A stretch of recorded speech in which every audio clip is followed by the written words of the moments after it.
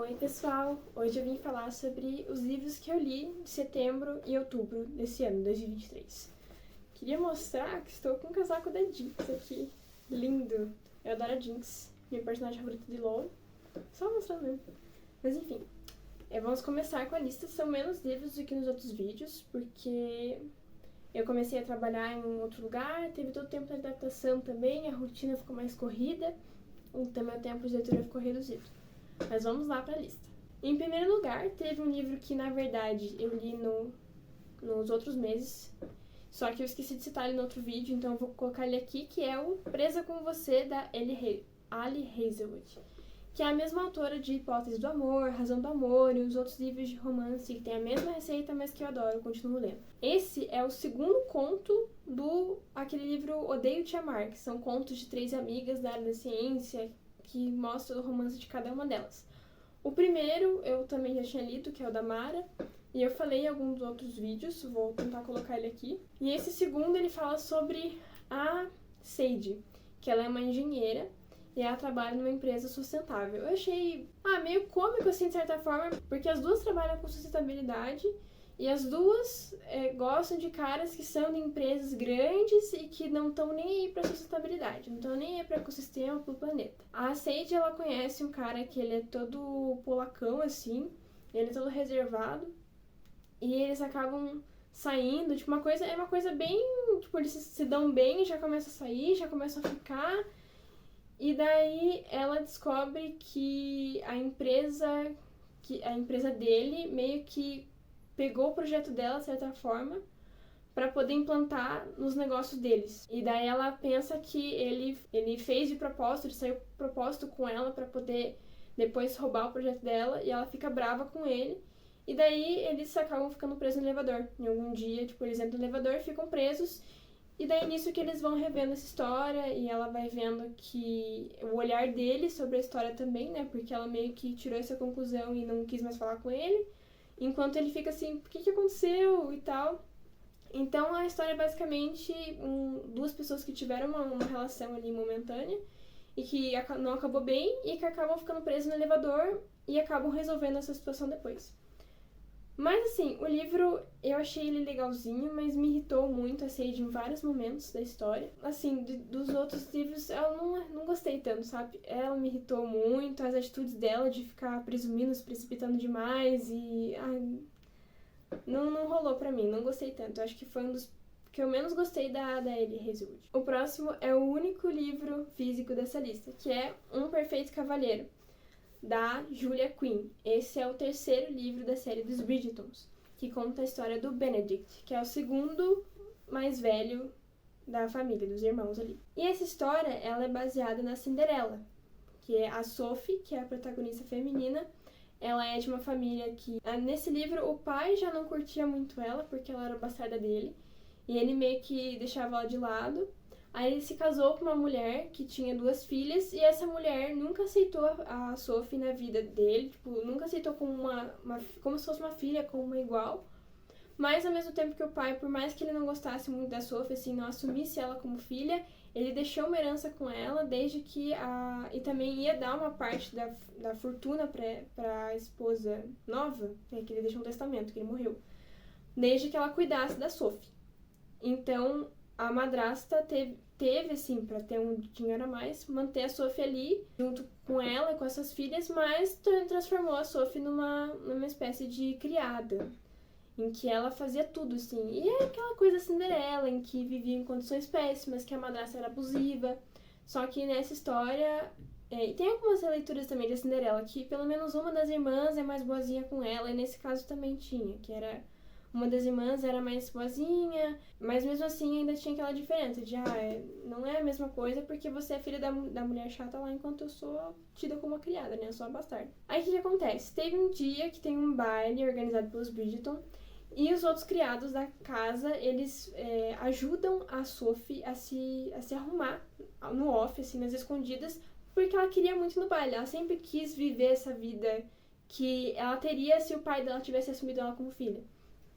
Então eles arrumam ela com aquele esquema de você tem que voltar meia-noite porque tem alguma coisa a ver com a carruagem lá, pra ninguém te ver, ninguém saber que você foi.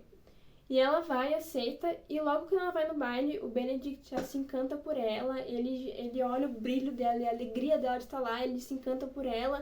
Eles têm um romancezinho ali no baile, e depois ela foge e ele fica procurando ela, e não encontra. Isso se passam 2 anos até que ele encontra ela de novo, em uma outra situação, em uma outra festa, mas que ela não tá tão arrumada, assim, uma festa que ela nem queria estar. Ele encontra ela nesse lugar e não reconhece ela. Depois desses 2 anos, ela já não tá mais morando com a madrasta expulsou ela de casa, porque a madrasta descobre que ela foi no baile. A Sophie acaba trabalhando de criada em uma outra família. E é na festa dessa outra família que ela acaba encontrando o Benedict. E daí, só que o Benedict, ele acaba convidando ela pra trabalhar numa casa que é propriedade dele, em outro lugar. E com o passar do tempo, ele acaba se afeiçoando a ela e se apaixonando por ela e querendo que ela seja sua amante. Porque ele fica com aquela situação assim, eu não posso casar com ela porque ela não é da mesma condição social que eu. Ao mesmo tempo que a Sophie sempre falou que nunca ia ser amante de ninguém, por quê? Porque ela é filha de um caso, ela é filha de uma amante. Então ela não quer ser uma amante para outra pessoa e ter um filho que vai ter a mesma vida que ela, a mesma vida de bastardo. Então eles têm esse conflito no livro, que é o conflito de diferença social, e que depois vai sendo claro, né? A gente conhece a história de Julie Quinn, tem um final que na maior parte das vezes é satisfatório, né? Então a gente vai vendo essa questão se desenvolvendo e a relação deles também. Eu gostei muito do livro, eu não achei que eu fosse me envolver tanto quanto os outros, porque eu já tava meio cansada de ler histórias que vinham da Cinderela, ou de também não só da Cinderela, mas de outros contos de fadas. Há uns meses atrás eu li um reconto da Pequena Sereia, eu também já li outros livros como Cinder, Cinderela Pop, que são releituras da Cinderela, e eu já tava meio cansada de saber o que vai acontecer, por mais que seja diferente, eu tava meio cansada é sempre a mesma história. Mas isso foi legal, porque não foi só... Porque a história da Cinderela foi só o começo, e depois que a gente acompanha as outras coisas que tornam o livro mais único. E eu achei muito bom, claro, a escrita da Julia Quinn nunca deixa a desejar, porque é sempre muito gostosa e muito rápida de ler. Então esse livro também me ganhou e eu recomendo ele bastante. O próximo livro é Castelos em Seus Ossos, da Laura Sebastian, que se eu não postei um vídeo falando dele, eu irei postar sobre, porque foi um dos livros que eu mais gostei desse ano. Foi uma das maiores revelações, assim, se tivesse aquele prêmio de revelação do ano aqui, para as minhas leituras, esse estaria entre os concorrentes, porque eu não esperava que eu fosse gostar tanto dele, eu não esperava que ele fosse me envolver da forma que me envolveu, e foi muito bom mesmo. Eu super recomendo para quem gosta de uma fantasia. Ele me lembrou bastante do Três Coroas Negras, também é um outro livro que também trata de 3 irmãs gêmeas que têm personalidades e poderes diferentes. Então quem gostou desse livro pode gostar muito também de Castelos em Seus Ossos, que ele conta a história de 3 irmãs gêmeas que elas foram treinadas desde pequenas para poder entender sobre o lugar onde elas vão morar, os reinos onde elas vão morar, os príncipes com os quais elas vão se casar e também as intrigas dos reinos para que elas possam destruir o reino internamente e fazer com que a mãe delas anexe o reino destruído ao seu território, ao seu império.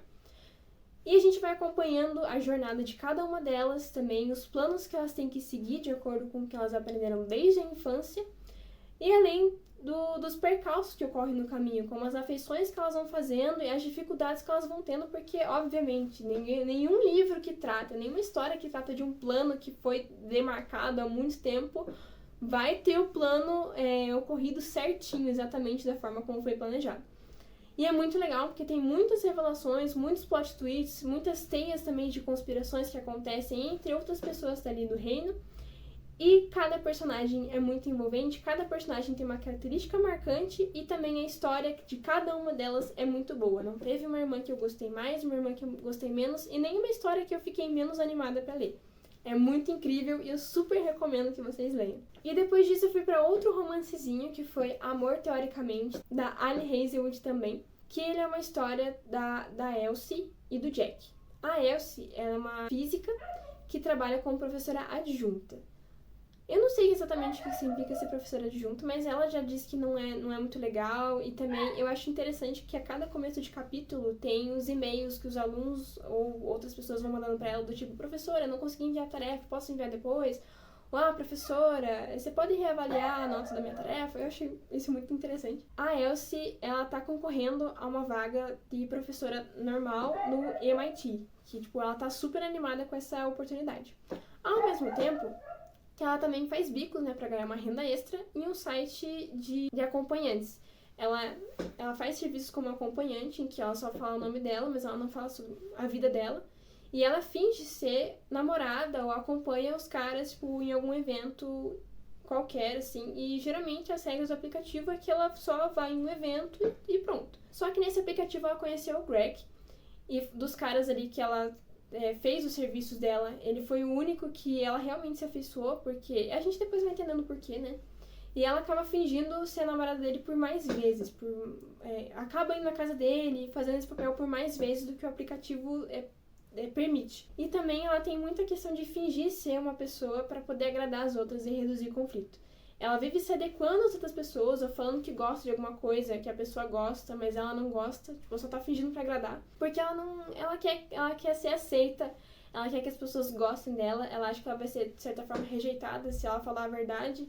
Então ela sempre finge ser uma outra pessoa, ela identifica o que a pessoa quer que ela seja e ela se torna essa pessoa. Isso acaba sendo muito cansativo pra ela também. É, de certa forma, uma falta de identidade própria.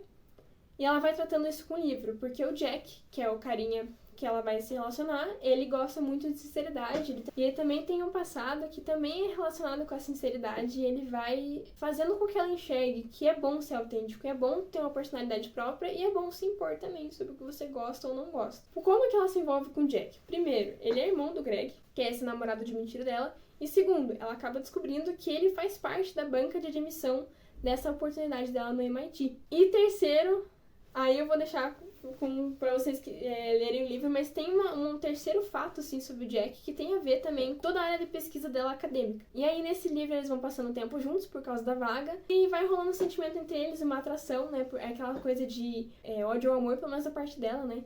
Em que ela não gosta do cara, ela acha que não gosta dela, e ela se irrita com ele, mas depois ela vai vendo que ele é um cara legal, que é um cara que vale a pena, que tem muito a ver com ela também. A história é muito massa, claro que nenhuma pra mim chega aos pés de A Hipótese do Amor, mas eu acho que de todas as outras histórias que eu li da Ellie Hazelwood, essa foi a que chegou mais perto de eu gostar, que nem eu gostei da Hipótese do Amor. Porque por mais que ela tenha aquela mesma receita de bolo em que o cara é alto, o cara é mais sério, ele não dá atenção pra todo mundo, mas dá atenção pra ela, que enquanto ela não gosta dele, já tá afim dela, ela teve a sua originalidade por tratar de um assunto que eu acho que é comum, que pessoas que querem ser aceitas e acabam fingindo que você é uma coisa que não são, muito sobre autenticidade, muito sobre você impor seus limites, impor o que você gosta ou não gosta, e eu achei muito legal isso. Esse livro me conquistou, ele é leve e divertido, da mesma forma como a Ellie Hazelwood descreve os outros, né? Por mais que a história de alguns não seja tão legal, a escrita é sempre boa e fluida. Esse livro também foi bem rápido de ler e me envolveu bastante. E eu também recomendo pra vocês. E depois disso, eu li Estrelas em Suas Veias, que é o segundo livro de Castelo em Seus Ossos, que foi o livro que eu falei anteriormente, aqui alguns minutos atrás. É a continuação, né? Depois dos eventos chocantes do primeiro livro, em que a gente já descobre qual que é a verdade sobre todos os planos que elas tinham que seguir e meio que lida com os acontecimentos posteriores a isso. Assim que, meio que quase instantaneamente depois dos acontecimentos do primeiro livro. E a trama para poder lidar com tudo isso. Eu acredito que, como eu falei do primeiro livro, não tem muito que eu possa falar sobre o segundo sem prejudicar a experiência de vocês, caso vocês queiram ler o primeiro. Mas o segundo é legal. Eu não gostei tanto dele quanto eu gostei do primeiro, porque eu acho que a empolgação que eu tinha a respeito das intrigas políticas e dos personagens não foi tão bem trabalhada no segundo livro, não me deixou tão animada quanto no primeiro. Eu acho que foi um pouquinho mais lento o segundo livro e as histórias, os enredos ali pra mim não foram tão interessantes. Mas ainda assim o livro continuou sendo bom, continuou me prendendo de certa forma. E eu fiquei ansiosa pra continuação. Claro que o cliffhanger, né, o gancho ali do segundo livro não foi tão forte quanto o primeiro. Mas ainda assim me deixou curiosa pra saber o que vai acontecer e como que isso vai acabar, como é que vai ser esse desfecho. E depois disso eu li um livro chamado Quando a Sorte Sangra, da Casey L. Bond. Casey L. Bond, alguma coisa assim. É um livro que eu vi em alguma página literária no Instagram, algum Instagram literário que falava que era pra quem gosta de seleção e não lembro qual outro livro, porque na fantasia é legal e pipipipopó. me chamou a atenção, eu fui ver os comentários, teve uma galera que elogiou, e eu pensei assim, bacana, um livro que não é muito conhecido, mas tem uma galera que gosta, eu acho legal esses livros assim, porque eu geralmente leio livros muito modinha, entre aspas, tipo, leio livros que fazem muito sucesso, porque eu penso que se todo mundo gostou, eu vou gostar também. Então eu acho muito legal quando eu encontro um livro que é pouco conhecido, mas é muito bom, a maioria das pessoas que leu elogia. Então eu fui nessa expectativa lendo esse livro. Mas eu já adianto que eu não curti tanto e pra mim foi bem frustrante. Queria ter gostado, que nem eu gostei de Castelos e Seus Ossos, mas não foi o caso. Por quê? Primeiro, a história. A gente conhece ali a localidade onde a protagonista mora, que é meio que eu pensei bastante distrito, né? Porque tem várias cidades ali, vários reinos, territórios, enfim. Acho que são territórios. E o que é o dela é o 13. Então eu já lembrei de Jogos Vorazes do Distrito 13. É chamado de 13 o lugar onde ela mora. E é só... O 13 é o único lugar ali que tem bruxas. E ela é uma bruxa muito específica, que é a bruxa do desejo. Enquanto os outros bruxos, eles têm as suas casas ali, a casa da água, a casa do fogo, a casa do ar, a casa da terra. Ela é a única do desejo. Meio que lê o futuro das pessoas que querem que ela leia. O pessoal não gosta dela, o pessoal ali não gosta dela por causa de algumas coisas relacionadas ao passado dela, à mãe dela, enfim. E tem um dia que tem uma festividade chamada Equinócio, que é quando elas fazem algumas apresentações, a própria Sable, né, que é a protagonista, ela se coloca uma mesinha ali para poder ler o futuro de quem quiser, para ganhar um dinheirinho em troca. E é o momento em que os humanos de outras regiões, eles podem entrar no reino delas para poder participar dessas festividades. E lá ela conhece o Tauren, que depois é revelado que ele é o príncipe, né, do todo o reino ali. Ela lê o futuro dele e descobre que tem alguém que quer matá-lo. Tipo, todos os futuros que eu lembrei muito do Doutor Estranho também. Tipo, quando ele tenta ver todos os futuros possíveis e fala que os Vingadores só conseguiriam ganhar em um futuro possível. Ela também lê vários futuros do príncipe e em várias linhas temporais ele aparece morto de alguma forma diferente. E ela fala, se a tua vida tá em perigo, tem alguém que vai tentar te matar. E ele fica preocupadíssimo e por conta disso ele pede para que a Sable vá até o castelo onde ele mora e finja estar participando da seleção que ele vai fazer, tipo, realmente parecido com o do Maxon da América, a seleção da Kiera Cass, em que vai uma mina de cada território para poder conquistar o coração do príncipe e ele vai passando tempo com elas e ele vai rejeitando algumas até ficar cada vez um grupo menor. E a Sable aceita participar porque ele chamou ela justamente para ela poder investigar melhor, né? Porque ela pode tocar nas pessoas para descobrir um pouco mais sobre o que elas pensam, quais são as intenções e os sentimentos delas. Então ele chama ela para poder ir pro castelo e tentar investigar melhor quem tá tentando matar ele. E tentar protegê-lo de certa forma. E nesse meio tempo, tipo, a partir do momento que eles se encontram, já tem uma atração, eles já se atraem um pelo outro. Mas daí, quando eles vão passando mais tempo juntos, essa atração fica cada vez maior, cada vez mais difícil de reprimir. Ao mesmo tempo que tem a questão dela ser bruxa e ela não poder se envolver com o humano, porque os humanos se casam e as bruxas unem mãos, que é uma parada que eles ficam com um compromisso de 1 ano só, porque depois eles enjoam da pessoa. Então eles têm tradições diferentes, ao mesmo tempo que ela seria rainha, não tem nada a ver com o que ela imaginou que ela seria. Então fica muito tempo por essa trama de quem quer matar o Tauren, ao mesmo tempo dos sentimentos que eles vão tendo, que eu achei que foram desenvolvidos de uma forma muito rasa. Do tipo aquele insta-love, assim, que não tem muita conversa ali sobre a vida deles, sobre o passado, a não ser aquele momento em que o passado se torna importante na história, né? Que é a questão da mãe da Sable. Mas assim, a gente não conhece os personagens. Quem que eles são? O que eles gostam de fazer da vida? O que torna eles diferentes dos demais personagens que a gente já viu em 500 livros? Não tem, é tudo muito raso. Além do fato que tem um personagem também chamado Breccan, que é um bruxo, que é o melhor amigo dela e que ele gosta dela que é do Zé Sable. E ele fica sendo infantil o tempo todo, umas briguinhas, é umas implicância que é muito besta, sabe? A ponto de, às vezes, ele passar do ponto e eu ficar, menino, quantos anos você tem? Você tem 5 anos. Então isso me deixa muito revoltada. Além de, parece que tudo é muito jogado, tudo é explicado, tipo, muito de forma rápida, assim, aconteceu tal coisa e a pessoa disse isso, disse aquilo, daí depois pula pra uma outra cena que a pessoa disse isso, aquilo. Parece que, tipo, as cenas não são desenvolvidas de forma mais leve e de uma forma que a pessoa reflete, pensa. e acontece isso e aquilo, é tudo muito papum, assim, sabe? E eu não gostei muito. Eu achei que o livro foi meio mal escrito. É muito difícil eu falar isso, mas eu achei que foi mal escrito porque parece que tipo, tudo foi muito rápido e não teve aquela escrita mais floreada, que não precisa ser tão floreada, mas que seria bom se tivesse um pouco de floreio e um pouco de desenvolvimento até dos pensamentos, dos personagens, da história, das relações entre si, que pra mim são coisas muito importantes, eu até que elogiei no outro livro, e que não aconteceram aqui. Pra mim, isso é o que torna uma história boa. Tudo isso que eu falei. E não teve aqui. O próprio universo ali, eu não entendi muito bem o que significa. O que a questão da mãe da Sable, que depois vira a questão principal do livro.